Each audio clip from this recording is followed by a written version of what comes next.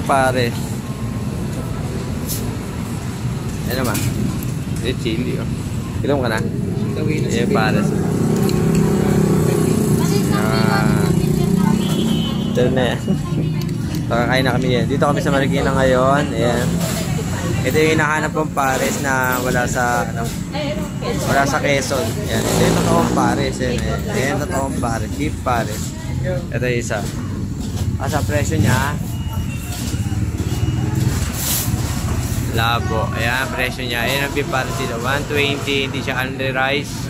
Hindi rin siya only drinks. Ayan. So, bibili ka na separate talaga. Wala yan. Samahin mo na kami. Oh, pare. Hindi pa tayo tapos? Hindi pa siya tapos? Ito, beef pares niya.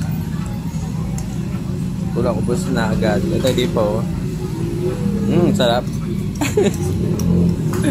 Sarap. Yo. Ito kami ngayon sa Jollibee. Galing na kami ng ano. Uwian lang kami ng Maynila to Quezon. Ganyan kalupit yan. Yan. Ginagawa lang namin ano. Ngayon, ginagawa namin bayan yung Manila to Quezon. Siyempre, kailangan for the freedom. For safety pa rin. Dahan-dahan. May pasok pa mamayang gabi. May pasok pa ng 10 PM. Abot pa yan. Uy, tignan tayo. Makakain muna kami ng Jollibee. Gutom din. Dire-diretso biyahe namin. Kain muna kami. Libre niya. May pera siya.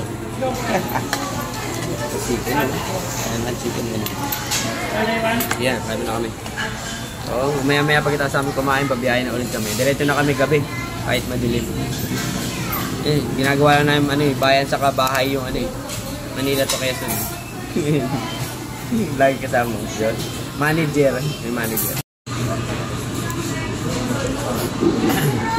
Ilang oras tulog natin? Nahiga kami ng 3 oras kanina. So, biyahe ulit kami. Kaya kailangan namin magpagising. So, kumain kami ng ice cream. Para magising-gising ako. Ako nagda-drive eh. Magising-gising naman yung driver. Hirap eh.